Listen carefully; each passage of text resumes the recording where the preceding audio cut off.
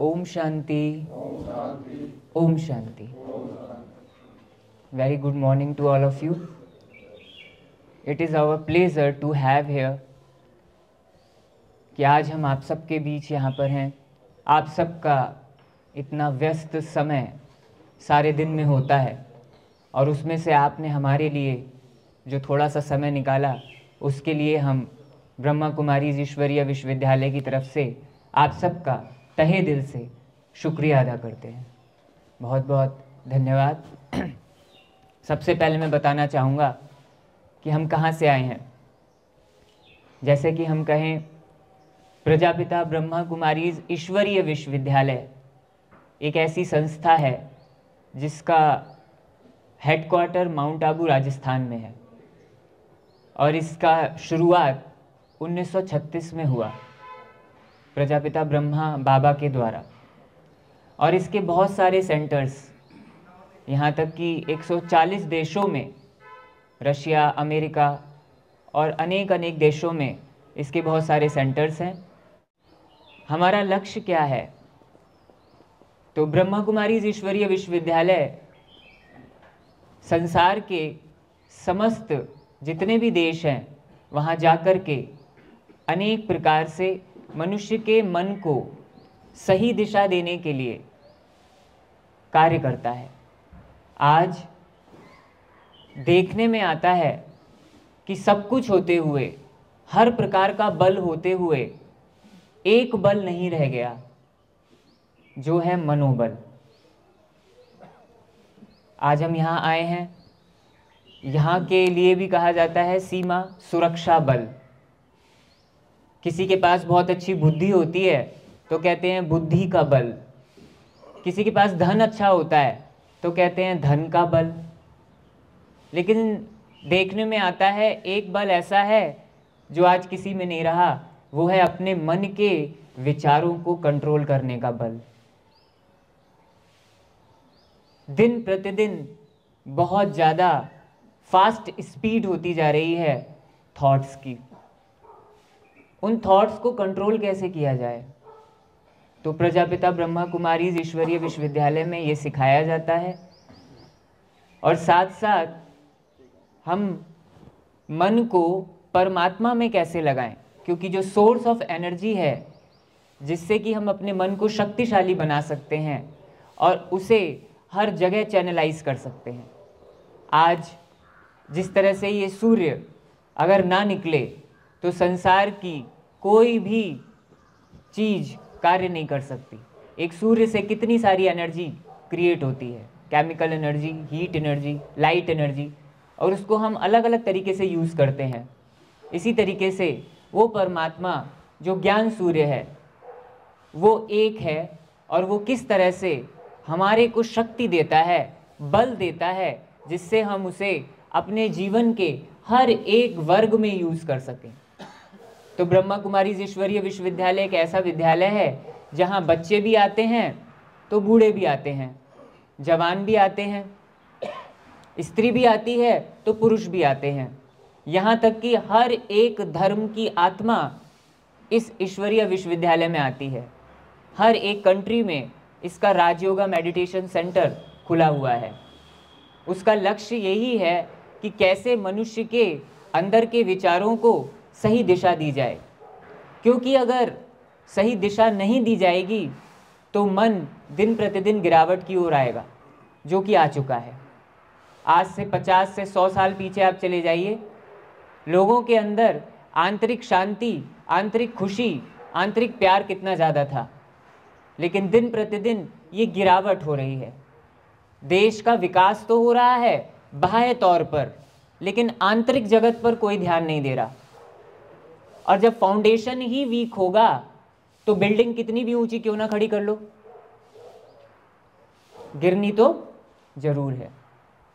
तो हर एक क्षेत्र में आज अति हो गई है। जब हम अपने ही मन के विचारों को कंट्रोल नहीं कर पाते। आज हम सबके हाथों में मोबाइल्स आ गए हैं। मोबाइल से हमको आए दिन बहुत सारी इन्फॉर्मेशन मिलती है। इन्फॉर्मेशन तो बहुत है, चाहे छोटा हो, छोटा सा बच्चा भी होगा, उसके पास भी है बहुत इंफॉर्मेशन, लेकिन अनुभव, सही दिशा, कैसे आगे बढ़ना है, वो तो समझ में ही नहीं आ रहा।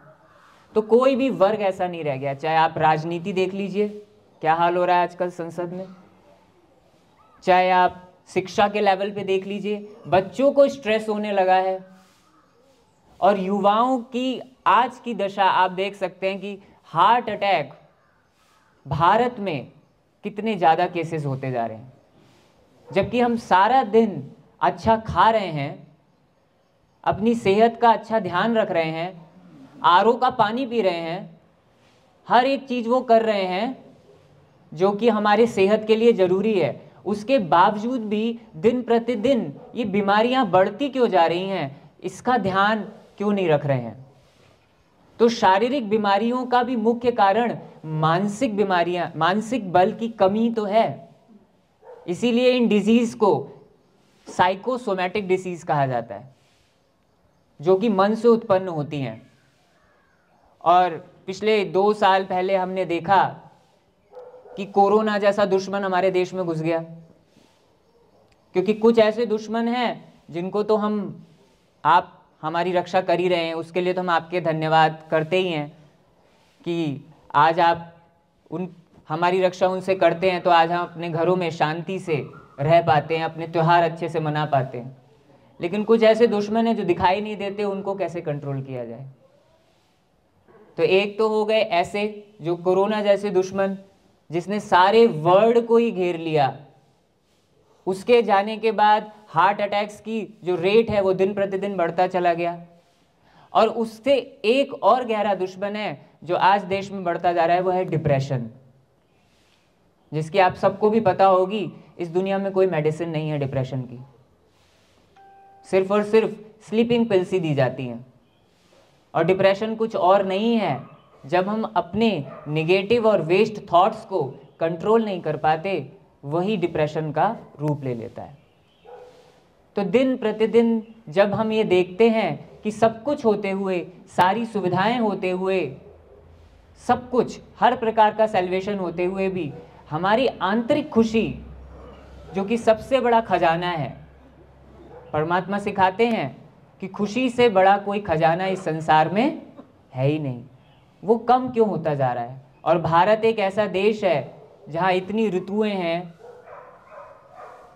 इतने पर्व हैं, इतनी वैरायटी है, सब कुछ है, उसके बाद भी आज मनुष्य का मन उसके काबू में नहीं है। तो राजयोगा मेडिटेशन एक ऐसी विद्या है जिसके द्वारा हम अपने मन को परमात्मा से जोड़ते हैं और ये समझते हैं कि किस तरह से अपने आप को उस दिशा में चैनलाइज करें, क्योंकि शक्ति तो हम सबके पास है। तो आज ये बहुत ज़रूरी है कि हर बात की सीमा रखी जाए, है ना। तो जितना ज़्यादा हम अपने जीवन में उन चीज़ों को अप्लाई करेंगे, आप लोग भी सवेरे उठते होंगे टाइम पर, सवेरे आप लोग भी सोते होंगे, आप लोगों का भोजन भी बिल्कुल सात्विक होगा। ब्रह्मा कुमारी ईश्वरी विश्वविद्यालय में भी हम लोग सुबह नित्यदिन 4 o'clock उठ जाते हैं, 3:30 to 4 o'clock हम लोगों का उठना होता है, मॉर्निंग होती है। सवेरे उठ के हम राजयोग मेडिटेशन करते हैं, उसके बाद फिर सारी दिनचर्या यानी फिर हमारी स्पिरिचुअल स्टडी होती है, क्योंकि शरीर का भोजन लेने से पहले बहुत इंपॉर्टेंट है मन का भोजन लिया जाए। तो शरीर के भोजन जिस तरीके से शरीर को शक्ति देता है, इसी तरीके से जो मन का भोजन है वो क्या है, तो मन का भोजन तो थॉट्स हैं। और थॉट्स कहाँ से आते हैं, कंटेंट से आते हैं कि आप ले क्या रहे हैं। सुबह उठते ही जब हम न्यूज़ देखने लगेंगे, कुछ ऐसी न्यूज़, क्योंकि आजकल तो अखबारों में सारा स्ट्रेस ही भरा हुआ है, यहाँ ये हुआ, यहाँ ये हुआ, यहाँ ये हुआ, यहाँ ये हुआ। तो सुबह की जो फीडिंग हमने कर दी, वो सारा दिन हमको क्या देगी, मन के अंदर स्ट्रेस ही देने वाली है। तो जैसे जैसे हम अपने अंदर अच्छे विचारों को डालने के लिए अच्छा कंटेंट डालना जरूरी है। शरीर के लिए अच्छा भोजन चाहिए तो मन के लिए अच्छा कंटेंट चाहिए। तो वो मन के लिए अच्छा कंटेंट मिले कहाँ से, तो वो स्पिरिचुअलिटी से आता है। जितना जितना हम अच्छी चीज़ों को सुनते, पढ़ते और देखते हैं, वही मेरे मन की स्थिति बनती है।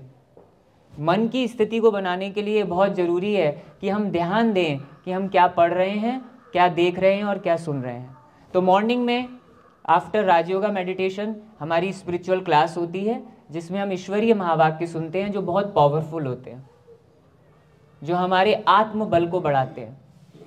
और उसके बाद सारा दिन हम अब कर्म योगी, जिस तरह से आप कर्म करते हुए हर कार्य करते हैं, हम भी कर्म योगी होकर के सारा दिन हर कार्य करते हैं। और हमारी रात 10 बजे, 10 तो बस लास्ट। इस राजयोगा मेडिटेशन से देखा गया है कई लोगों के अंदर बहुत सारे सकारात्मक बदलाव आए हैं, क्योंकि जीवन में तो हर कार्य करना ही है। आपके जीवन में भी आपसे पूछा जाएगा तो कहीं ना कहीं कोई ना कोई ऐसा ज़रूर निकलेगा, मेरे ख्याल से 50% जो कहेंगे कि हाँ स्ट्रेस तो रहता है लाइफ में। और उसका कई कारण ये भी हो जाता है कि आप लोग भी बहुत सारा सेक्रीफाइस करते हैं अपने जीवन में। आपके जीवन में अलर्टनेस भी चाहिए, ऑनेस्टी भी चाहिए, ईमानदारी तो बहुत ज़रूरी है। ये सब करने के बाद भी कहीं ना कहीं स्ट्रेस लेवल बढ़ ही रहा है। तो अगर हम इसको सही दिशा दें कि कैसे हम अपने आंतरिक जगत को ठीक करें, तो आंतरिक जगत ठीक करने से हमारा बाह्य जगत ठीक हो जाएगा। क्योंकि हो सकता है कि कुछ दुश्मन हमारे अंदर बैठे हों जिनको हम ना पहचानते हों। बाहर के दुश्मन तो हम सब पहचानते हैं, लेकिन कुछ ऐसे दुश्मन हैं जो हमारे अंदर भी बैठे हुए हैं। और उन दुश्मनों को पहचानने के लिए, उनसे लड़ने के लिए, सशक्त बनने के लिए राजयोगा मेडिटेशन बहुत हेल्पफुल है। वो राजयोगा मेडिटेशन क्या है और किस तरीके से किया जाता है वो हम आपको आगे बताएंगे। उसकी विधि क्या है वो आपको भाई जी बताएंगे।